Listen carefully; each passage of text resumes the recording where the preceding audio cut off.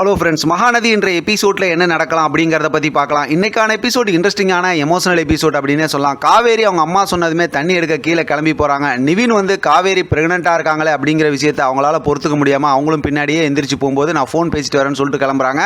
இதெல்லாம் பார்த்துக்கிட்டு இருக்க யமுனா வந்து இவங்களுக்குள்ளார என்ன தான் நடக்குதுன்னு சொல்லி பின்னாடியே ஒளிஞ்சிருந்து பார்க்குறாங்க. இப்போ காவேரி கிட்ட போய் நிவின் வந்து நீ எதுக்கு இந்த மாதிரி வேலைலாம் செய்கிற, அதெல்லாம் சொல்லிடலாம்லாம் வீட்டில் அப்படிங்கும்போது வேணாம், இப்போ சொல்ல வேணாம், சொன்னால் தேவையில்லாத பிரச்சனை வரும்னு சொல்லிட்டு காவேரி வந்து நிவினை சமாதானப்படுத்துகிறாங்க. ஒரு கட்டத்தில் தண்ணி நான் எடுத்துகிட்டு வரேன்னு சொல்லி நிவின் வந்து பிடிவாதமாக எடுத்துகிட்டு வராரு.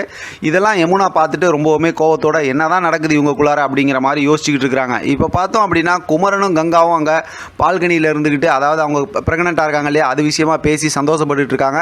ஒரு கட்டத்தில் வயிற்றுல காதெல்லாம் வச்சு குமரன் பார்த்துட்டு இருக்காரு. அதை பார்த்தோம் அப்படின்னா காவேரி பார்த்துட்டு அப்படியே எமோஷனல் ஆகிடுறாங்க. இப்போ காவேரி பார்த்துமே இவங்க சமாதானம் ஆகிட்டாலும் ரூமுக்குள்ளார போய் பார்த்தோம் அப்படின்னா காவேரி இதை நினச்சி பார்க்குறாங்க. இப்போ விஜய் கனவுல நினச்சி பார்த்து ப்ரெக்னெண்ட்டாக இருக்க விஷயத்தை சொன்னமே விஜய் ரொம்ப சந்தோஷப்படுறாரு. ரெண்டு பேருக்குள்ளார ரொம்பவுமே பார்த்தா ரொம்ப சந்தோஷமாக இருக்குது. ஆனால் அதுவுமே கனவு தான். தொடர்ந்து கனவுன்னு போட்டு ரொம்பவுமே இரிட்டேட் பண்ணிட்டு இருக்காங்க. அப்புறம் அவங்க அம்மா கூப்பிட்றதுனால காவேரி அந்த கனவுலேருந்து வெளியில் வந்துடுறாங்க. இப்போ தான் நம்ம ஏற்கனவே ப்ரொமோவில் பார்த்த மாதிரி தாத்தாக்கு விஜய் ஃபோன் பண்ணி பேசுகிறாரு.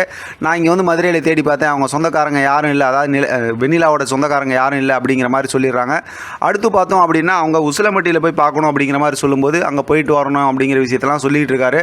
தாத்தா கவனமாக போயிட்டு வா, கரெக்டாக அவங்க விஷயத்தெல்லாம் கண்டுபிடி அப்படிங்கிற மாதிரி சொல்லி முடிச்சதுக்கப்புறம் பார்த்தோம் அப்படின்னா கரெக்டாக இங்கேருந்து மாமி ஃபோன் பண்ணுறாங்க. அவங்க ரூமில் ஃபேன் ஓடிட்டுருக்கு அப்படிங்கிற விஷயத்தெல்லாம் சொன்னதுமே இப்போ பார்த்தோம்னா காவேரி வீட்டில் எப்படி இருக்காங்கன்னு விசாரிக்கிறாங்க. அவங்க வீட்டுக்கு இந்த மாதிரி குழந்தை வரப்போகுது அப்படின்னு சொல்லும்போதே இப்போ விஜய் பார்த்தா அவராகவே ஒரு விஷயத்தை புரிஞ்சுக்கிறாரு. இந்த விஷயத்தை சொல்கிறதுக்கு தான் காவேரி இந்த மாதிரிலாம் வர சொன்னாங்களா, ஆஹா நம்ம அப்பாவை போகிறோம் அப்படின்னு சொல்லிட்டு பயங்கரமாக துள்ளி குதிக்கிறாரு. ரொம்ப சந்தோஷப்படுறாரு. நான் இப்போ எவ்வளோ சீக்கிரம் சென்னைக்கு வரேன்னு மட்டும் பாரு அப்படின்னு சொல்லிட்டு விஜய் அவசரமாக கார் எடுத்துகிட்டு அங்கேருந்து கிளம்புறாரு. இங்கே பார்த்தோம் அப்படின்னா நிவின் வீட்டில் ரூமில் உட்காந்து ஒர்க் பண்ணிட்டு இருக்காரு.